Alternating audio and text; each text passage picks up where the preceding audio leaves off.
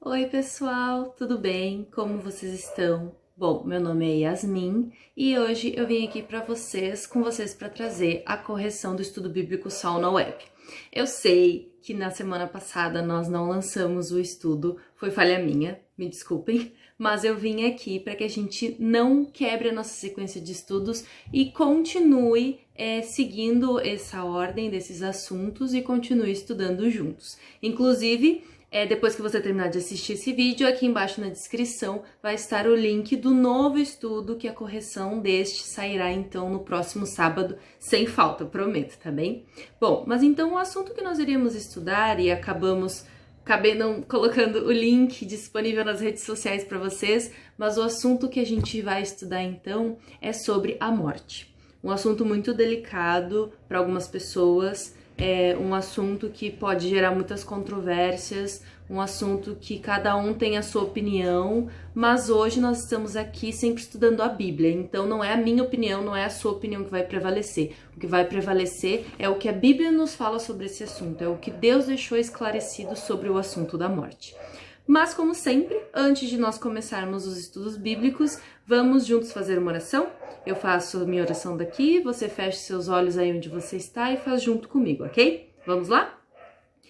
Pai querido, nós te agradecemos, Senhor, porque tem nos abençoado, tem nos cuidado, tem guiado as nossas vidas. E agora, nesse momento que vamos abrir a Tua Palavra, que o Senhor possa estar nos abençoando e o Teu Espírito Santo possa estar iluminando a nossa mente para que possamos compreender sobre esse assunto tão discutido no nosso meio hoje. Pedimos que possa fazer um milagre em nós e que possa nos transformar para que possamos ficar cada dia mais parecidos contigo. É o que te pedimos e te agradecemos em nome de Jesus. Amém. Bom, então eu estou aqui com as perguntas, com os textos bíblicos. Eu vou ler para vocês, vou abrir as passagens e você daí pode me acompanhar abrindo a sua Bíblia também, ok? Vamos lá. A primeira pergunta é a verdade sobre a morte. O que acontece depois que uma pessoa morre? Ela vai para o céu, vai para o inferno, a alma fica vagando, ela fica presa, reencarnação, arrebatamento. O que acontece quando acaba a vida humana? O que vem depois disso? É o que a gente vai descobrir com esse vídeo. Vamos lá, primeira pergunta. Que material Deus usou para criar o homem? Do que o homem é formado? Vamos ver. Gênesis, capítulo 2, versículo 7, fala o seguinte.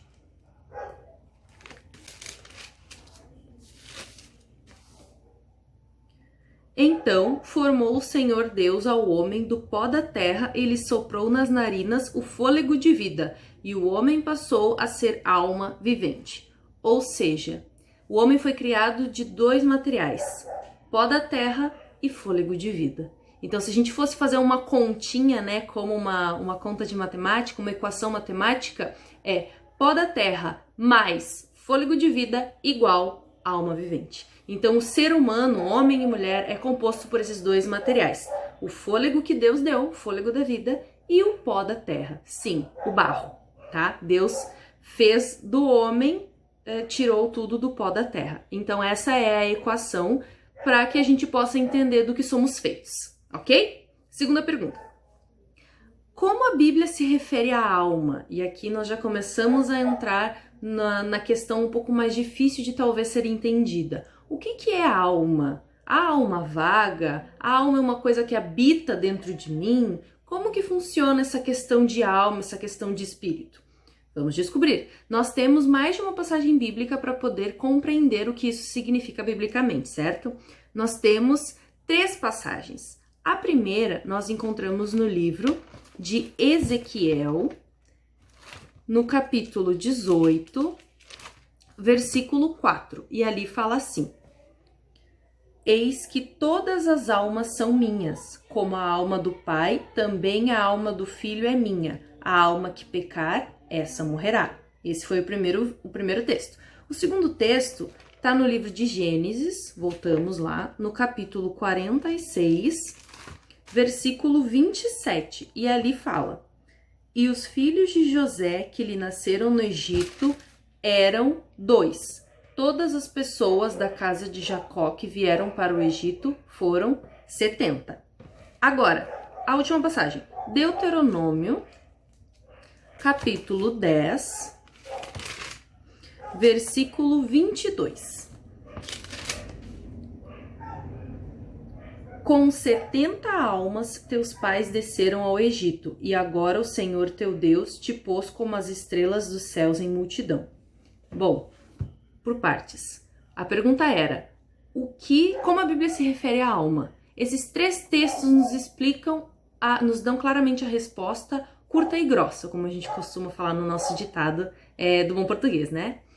Almas significa pessoas, tá bem? Então, alma, pessoa, certo? Então, cada vez que a Bíblia se refere a almas, ela está se referindo a seres humanos. Tanto que esses versos deixam isso muito claro. Por exemplo, aqui em Deuteronômio, que é onde nós estamos mesmo, diz: com 70 almas teus pais desceram ao Egito. Ou seja, com 70 pessoas, eles foram até o Egito. Estão entendendo? Então, quando você lê na Bíblia a palavra alma, ela está se referindo a ser humano, a homem, a pessoa vivente. Ok? Tudo bem até aqui? Qualquer coisa você sabe que tem a liberdade de deixar a sua opinião ou a sua dúvida aqui embaixo nos comentários, beleza? Seguindo, terceira pergunta. O que acontece com a pessoa, a alma vivente, quando ela morre? Tá? Estou esclarecendo, só para deixar claro, né? Uma frasezinha que eu aprendi que eu nunca mais esqueci. Nós não temos uma alma. Nós somos uma alma. Eu sou uma alma. Você é uma alma. Por quê? Porque alma é uma pessoa. Então, o que acontece com a alma? O que acontece com a pessoa depois que ela morre? Vamos abrir a Bíblia e vamos descobrir. Tem 5. Tem 5 pontos que acontecem com a pessoa depois que ela morre. Vamos ver um por um para que a gente possa compreender, ok? O primeiro ponto nós encontramos em Gênesis, no capítulo 3, no versículo 19. E ali diz assim: no suor do rosto comerás o teu pão, até que tornes a terra, pois dela foste formado, porque tu és pó e ao pó tornarás. Então, quando uma pessoa morre, ela volta ao pó. Não sei se vocês, meio mórbido, né? Mas não sei se vocês já viram ou já foram até o cemitério ou já presenciaram os trabalhadores ali, os funcionários do cemitério retirando os corpos dos túmulos para substituir ou para fazer algum tipo de manutenção, ou seja lá o que eles fazem, que eu também não gosto muito de ficar olhando. Mas vocês já repararam que geralmente quando eles tiram a pessoa do seu túmulo depois de vários anos, só tem os ossos e depois só tem poeira? Por quê? Porque a pessoa foi feita do pó. Deus criou o ser humano do pó, Deus criou o homem do pó. Então quando nós morremos, o corpo vai se deteriorando. E essa deterioração, olha que palavra difícil, acaba se convertendo, né, se revertendo, na verdade, a pó, a terra. E é por isso que hoje as pessoas, depois de muitos anos, o seu corpo volta a ser pó, porque do pó nós somos criados. Então, primeiro ponto, viemos do pó, ao pó voltaremos. Segundo ponto, Eclesiastes, capítulo 12, versículo 7. Eclesiastes, capítulo 12, versículo 7, que fala: e o pó volte à terra como era, e o espírito volte a Deus que o deu. Aqui nós temos o segundo ponto. O que é o espírito? Nós já descobrimos o que é alma, que é homem, é ser humano, é pessoa, é ser vivente. Agora, o que é espírito? Espírito é fôlego de vida. Vocês estão entendendo? Então, quando você ler que o espírito voltou a Deus, que Deus detém o espírito, significa que ele que tem e ele que dá o fôlego de vida. Para que Adão e Eva se tornassem seres viventes, eles não podiam ser só pó, só barro, eles precisavam ter o fôlego. Então, o espírito significa fôlego da vida, o fôlego de Deus. Então, o segundo ponto é que quando nós morremos, o nosso espírito, o nosso fôlego de vida, ele não fica preso no nosso corpo, porque é aquilo que nos dá a vida. E quando a gente perde a vida, o fôlego volta para Deus. Tudo bem até aqui? Terceiro ponto. Ainda no livro de Eclesiastes, mas no capítulo 9, isso mesmo, versículo 5. O que acontece com a nossa mente, as nossas memórias, as nossas lembranças, a nossa consciência, a nossa racionalidade? O que acontece com o cérebro quando a pessoa perde a sua vida. Eclesiastes capítulo 9, versículo 5, que diz assim: porque os vivos sabem que hão de morrer, mas os mortos não sabem coisa nenhuma. Nem tampouco terão eles recompensa, porque a sua memória jaz no esquecimento. Então, o terceiro ponto, os mortos não sabem de nada. Os mortos não pensam, eles não falam, eles não andam, eles não se comunicam, eles não comem, eles não se alimentam, eles não se exercitam. A memória jaz no esquecimento, significa que eles não têm mais consciência, eles não têm mais poder de autonomia, eles não têm mais funções físicas e funções motoras, muito menos funções mentais. Então esse é o terceiro ponto. O quarto é Eclesiastes capítulo 9, versículo 5, também é uma das passagens, mas como nós acabamos de ler, vamos pular para o versículo 10, ok? Então, Eclesiastes capítulo 9, versículo 10, que diz assim: tudo quanto te vier à mão para fazer, faze-o conforme as tuas forças, porque no além, para onde tu vais, não há obras, nem projetos, nem conhecimentos, nem sabedoria alguma. O segundo verso que nós vamos ler, para ver esse próximo ponto, está no livro de Jó, no capítulo 7, livro de Jó, capítulo 7, os versos 9 e 10. Ali diz o seguinte: tal como a nuvem se desfaz e passa, aquele que desce à sepultura jamais tornará a subir, nunca mais tornará a sua casa, nem o lugar onde habita o conhecerás jamais. Quarto ponto, para onde vai a pessoa, a alma vivente, né? Depois que ela morre? Para a sepultura. Não vai para o céu, não vai para o inferno, não vai para o purgatório, não fica vagando pela terra, não fica puxando o pé de ninguém. Quando uma pessoa morre, ela vai para a sepultura, ela vai para o cemitério, ou é cremada, né? Ou o seu corpo é perdido, dependendo das condições em que ela faleceu. Mas a pessoa, quando morre, não vai para nenhum lugar a não ser para debaixo da terra, como nós falamos. Ela não fica vagando, ela não fica procurando a luz ou nenhuma coisa desse tipo. A pessoa simplesmente morreu. Não tem consciência, não tem vontades, não tem funções, não tem nada. E o quinto e último aspecto para que a gente possa entender o que acontece quando uma pessoa morre, nós achamos...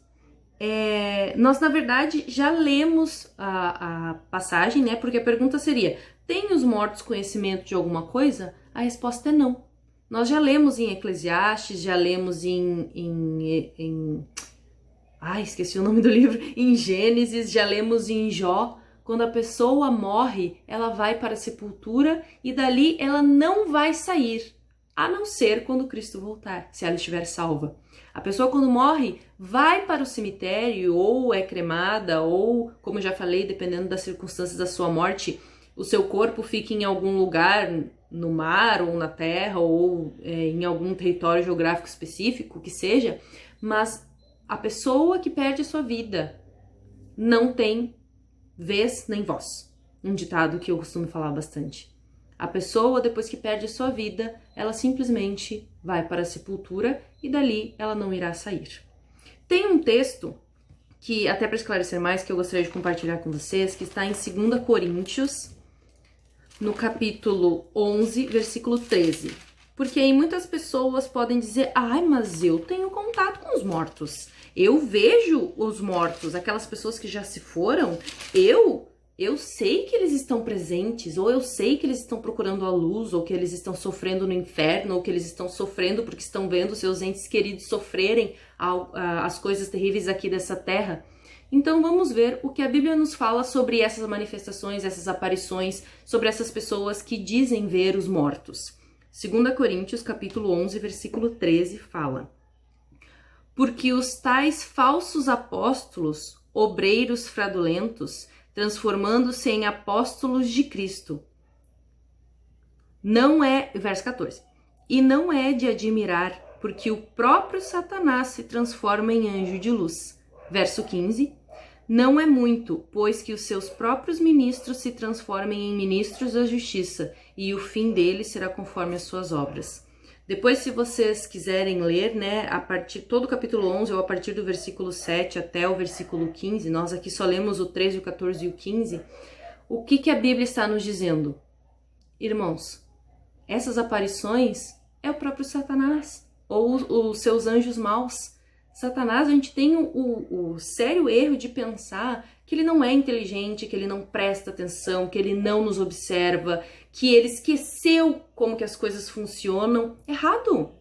Satanás é o nosso inimigo mais poderoso. Ele é o nosso inimigo mais astuto, tanto que quem luta com ele é Deus, não somos nós, porque nós perdemos para ele. Ele já foi um anjo, ele foi o maior de todos os anjos, ele foi o chefe dos anjos. Então ele tem poder até hoje para se personificar em pessoas que já se foram, em pessoas que já morreram, que faleceram. Então, se você enxerga os mortos ou enxerga alguém que já se foi, que talvez nem seja seu parente, o seu amigo, mas você sabe que já morreu, tenha certeza de que não é a pessoa de verdade. E que também não é Deus lhe dando um sinal. E de que não são anjos de luz que estão aparecendo para você. São anjos do inimigo. Então tenha muito cuidado. E se isso acontecer, é porque alguma coisa está errada. Ore para Deus, clame ao Espírito Santo, peça ajuda, peça forças, que se você estiver disposto a fazer um esforço, Deus está disposto a lutar por você. E com certeza, se você for sincero com o seu coração e nas suas orações, pedindo a Deus para que você pare de enxergar essas aparições, Ele vai lhe atender. E Ele vai lhe conceder a paz que você precisa na sua vida, no seu coração. Ok? Tá? Lembrando que tudo que nós estamos falando aqui é bíblico. Não estou inventando, não descobri, não estou falando das minhas próprias opiniões. Tanto que todos os nossos estudos do Sauna Web, nós lemos a pergunta e o texto bíblico e lemos a passagem com vocês. E você aí de casa pode acompanhar na sua Bíblia, ou quem não tem a Bíblia física, pode acompanhar na internet, ok? Passando então para a próxima pergunta. Quem unicamente possui a imortalidade? Quem é o único ser do universo que é imortal? Vamos para a nossa passagem. 1 Timóteo, capítulo 6, versículo 16. E ele diz assim: o único que possui imortalidade, que habita em luz inacessível, a quem homem algum jamais viu nem é capaz de ver, a ele honra e poder eterno. Amém. Quem é ele? É Deus. O único que possui imortalidade, o único que é eterno, o único que sempre existiu e para sempre irá existir é Deus. Ele é o único que possui essa característica, essa qualidade da imortalidade. Próxima pergunta. Sob que condição o homem conservaria sua imortalidade? O plano de Deus para Adão e Eva é que eles fossem imortais. Não é para que eles morressem. Para que vocês acham que Deus se agrada em ver os seus filhos morrerem? Não, nada a ver. É a mesma coisa que um pai e uma mãe ter prazer em ver o seu filho morrendo, ou morto, ou terem prazer em fazer o velório, o funeral dele, em sepultá-lo. Não faz sentido. Então, sobre que condição o homem teria essa imortalidade? Vamos descobrir. Gênesis capítulo 2, verso 16 e 17, que fala: e o Senhor Deus lhe deu esta ordem. Deu para quem? Para Adão e Eva. De toda árvore do jardim comerás livremente, mas da árvore do conhecimento do bem e do mal não comerás, porque no dia em que dela comeres, certamente morrerás.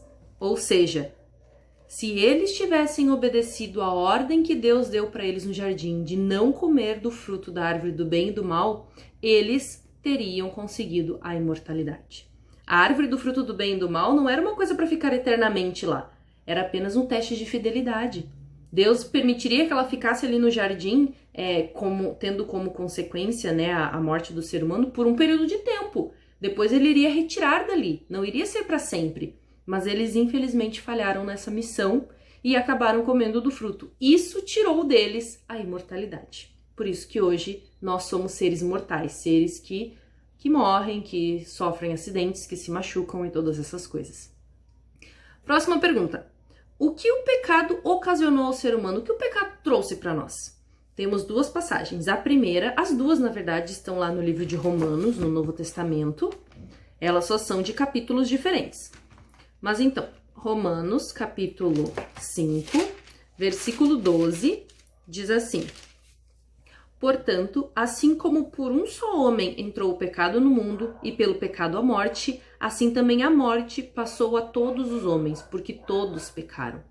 E a próxima passagem, ainda em Romanos, capítulo 6, versículo 23, um verso bem conhecido de todos, que diz: porque o salário do pecado é a morte, mas o dom gratuito de Deus é a vida eterna em Cristo Jesus, nosso Senhor. Então, o que o pecado trouxe para o ser humano? A morte. A morte é a pior consequência que nós poderíamos conseguir com a entrada do pecado. A morte é o pior fardo que o ser humano leva e é a coisa mais triste que Deus precisa suportar ao olhar para a terra, é ver a sua criação morrendo. Então, o pecado nos trouxe a morte.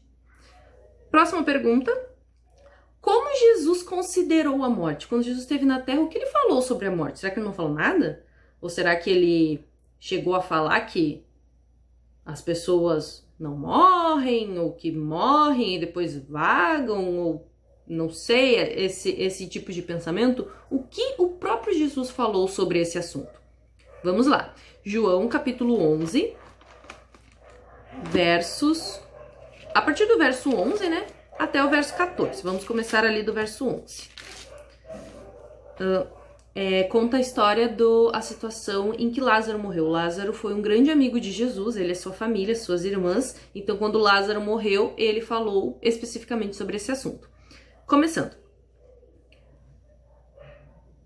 Isto dizia e depois lhes acrescentou: nosso amigo Lázaro adormeceu, mas vou para despertá-lo. Disseram-lhe, pois, os discípulos: Senhor, se dorme, estará salvo. Jesus, porém, falara com respeito à morte de Lázaro, mas eles supunham que tivesse falado do repouso do sono. Então Jesus lhes disse claramente: Lázaro morreu. Ou seja, o que aqui nos ensina e como que Jesus lidou com aquela situação? Jesus compara a morte a um sono profundo, a um abrir e piscar de olhos. Aqueles que morrem salvos nos caminhos de Cristo, esses dormem.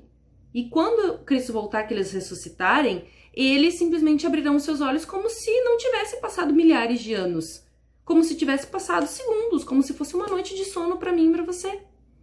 Então, Cristo encarou a morte como um sono. Mas os apóstolos não entenderam quando ele falou. Quando ele disse que Lázaro dormia, eles entenderam assim: ué, então ele não tá morto, ele só tá dormindo. E eles confundiram as coisas. Então Jesus foi enfático: Lázaro está morto. Mas ele compara a morte a um sono para aqueles que estão salvos, porque quando ele retornar, essas pessoas abrirão os olhos como se tivesse passado minutos ou segundos, uma noite de sono normal. Então é assim que Cristo explicou a morte. E ele é muito enfático: Lázaro morreu. Próxima pergunta. E aí nós temos só essa e mais uma e estamos encerrando. A pergunta é: até quando os mortos em Cristo permanecerão dormindo na sepultura? Temos duas passagens. A primeira, ainda no livro de João, no capítulo 5, nos versos 28 e 29, diz: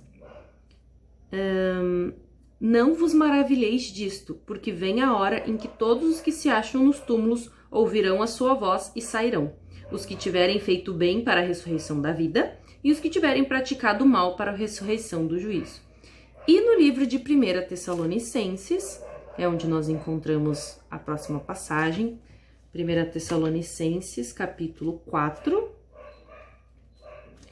assim que eu achar aqui na minha Bíblia, porque é um livro pequenininho e eu perco ele aqui no meio, mas também é um verso